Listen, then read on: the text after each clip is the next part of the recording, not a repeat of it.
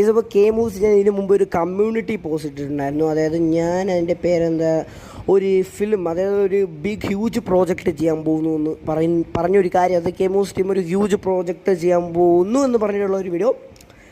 That means നമ്മൾ എന്താ പറയണ്ട, അത് ഇട്ടിരുന്നത് നമ്മുടെ അവെഞ്ചേഴ്സ്, അവതാർ, ഇൻട്രസ്റ്റെല്ലാർ, ആ ഒരു ക്വാളിറ്റി, ലൈക്ക് ആ ഒരു സിനിമയെ പോലത്തെ ഒരു സിനിമ നമ്മൾ എടുക്കുമെന്ന്.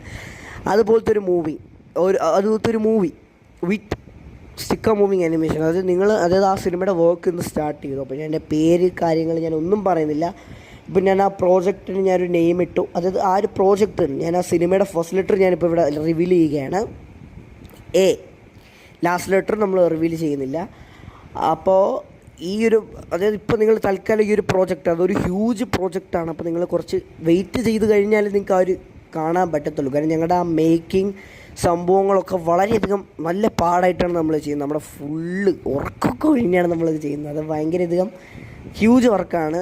സോ എൻ്റെ പേര് നിങ്ങൾ കുറച്ച് വെയിറ്റ് ചെയ്താലേ നിങ്ങൾക്ക് ഈ മൂവി കാണാനായിട്ട് പറ്റത്തുള്ളൂ. അതുകൊണ്ട് നിങ്ങളിപ്പോൾ ചെയ്യേണ്ടത്, ഞാനിപ്പോൾ അതായത് ഈ ഒരു പ്രോജക്റ്റിൻ്റെ ഒരു നെയിം, അപ്പം ഈ പ്രോജക്റ്റിൻ്റെ പേര് ഞാനിപ്പോൾ ഇവിടെ ഇടാണ്, പ്രോജക്റ്റ് എ. ഓക്കെ, അതാണ് നമ്മളുടെ ഈ പ്രോജക്റ്റിൻ്റെ പേര്, പ്രോജക്റ്റ് എ. ഓക്കെ, നമ്മുടെ മൂവിയുടെ ഫസ്റ്റ് ലെറ്ററും എ ആണ്. ഓക്കെ, അപ്പോൾ നിങ്ങളിപ്പം അത്ര അറിഞ്ഞാൽ മതി. ഇപ്പോൾ ഹോപ്പ് യു ഗൈസ് എൻജോയ്. സിനിമ ഇറങ്ങുമ്പോൾ കാണുക. നിങ്ങളെ കുറച്ച് വെയിറ്റ് ചെയ്യേണ്ടി വരും. ഒരു ഹ്യൂജ് പ്രോജക്റ്റാണ്. സ്റ്റിക്കർ മൂവിങ് ആണെന്ന് പറഞ്ഞാലും കാണാതിരിക്കുന്നത് ഭയങ്കര ഹ്യൂജ് സംഭവമാണ്. ഓക്കെ, ശരി എന്നാൽ.